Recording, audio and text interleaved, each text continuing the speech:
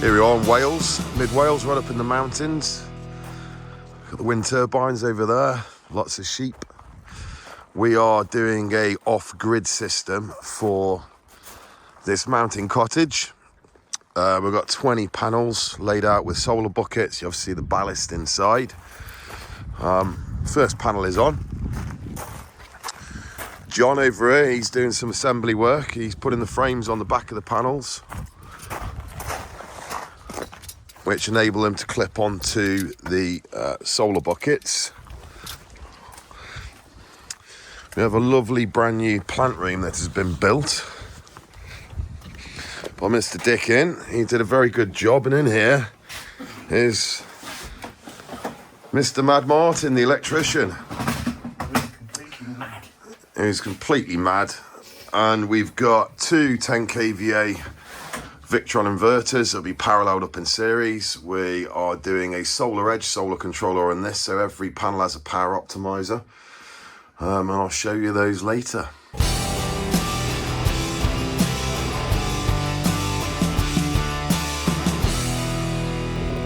Here's another exciting episode with off-grid installer. Here we are up in the mountains in mid-Wales, as you can see. Absolutely drop-dead gorgeous, beautiful scenery. Absolutely love it. We've been here for nearly 10 days installing the equipment.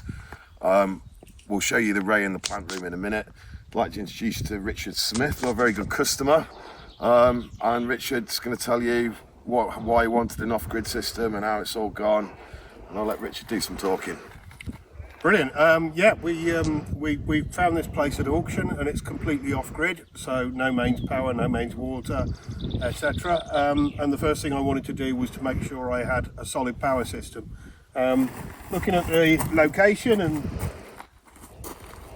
proliferation of windmills, I kind of assumed I would want a system which was a combination of wind and solar, so I could take advantage of the solar in the summer and the wind in the winter. But I couldn't find anybody who was doing that, and found out why when I met Lee, because I stopped searching for wind and found Lee, a specialist off-grid solar installer.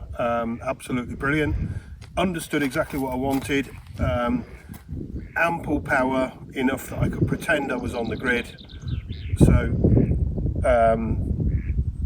So he's recommended this beautiful array of 20 panels and the system we've installed in the shed. But the support is what you're really getting, because he came up here the first time and had a look at the system. The old generator that was in there, he thought was a good generator, probably was in its day.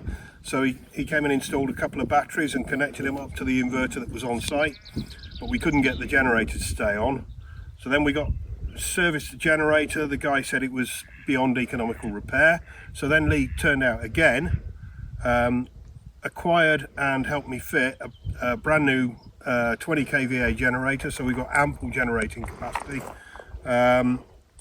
So that got us going around about Christmas time, and then since then we've waited for the better weather really, and we've had a lot of groundworks to do, and now Lee's come back with his team and installed the equipment that's around us. Back to Lee. Yeah, so yeah, did a site visit, checked what was already here. I mean, all of this was totally overgrown. I told Rich we need to clear the site, so you got the groundworks done, got this pea gravel or whatever you want to call it, MOT on the ground. So as you're looking at the panels, they've all got ballast inside them. It's about 140, 150 kilograms per panel, because you're going to get over 100 mile an hour winds up here. As you've seen on another video, we've got power optimizers, so because normally you'd have the panels in straight rows, we're able to angle them all at different angles, which is perfect for off-grid. Talked about it in many other videos, but the power optimizers effectively make each panel work as an individual array.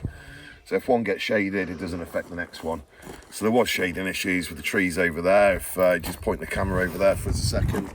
So there's been a lot of tree clipping, because there's a whole foliage of trees there, which cast shadow on the panels in the afternoon. Yeah, love the project, love mid-Wales, I love being up in the mountains, I love these projects. This is what I'm born and bred to do. Anywhere in the world, to a degree, Europe, Caribbean, all over the UK, we're there to help you and support you wherever you need in your off-grid project.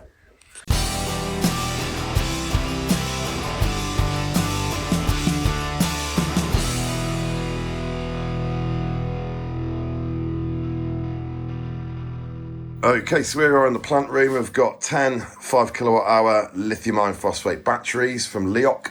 We've got two 10 kVA Quattros, which are working in parallel under single phase, so they output the grid.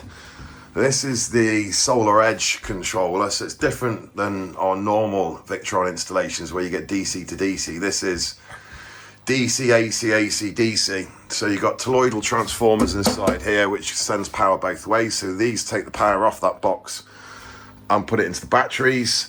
We've got 3 fuse switch disconnectors, one for the mains for the house, one for in here, and one spare when he gets his static caravan on site.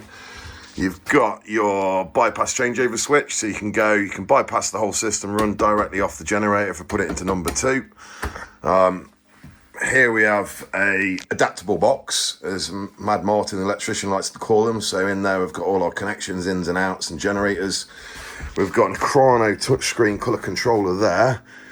And as you can see, the batteries are at 100%, which is exactly what we want on a day like today. In fact, the battery's charged up from 51%.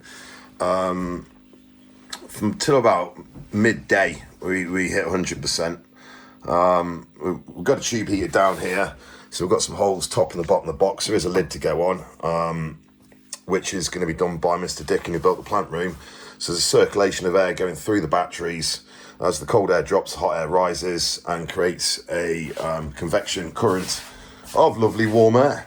Eileen Ayler, off-grid installer. Absolutely love it when a plan comes together.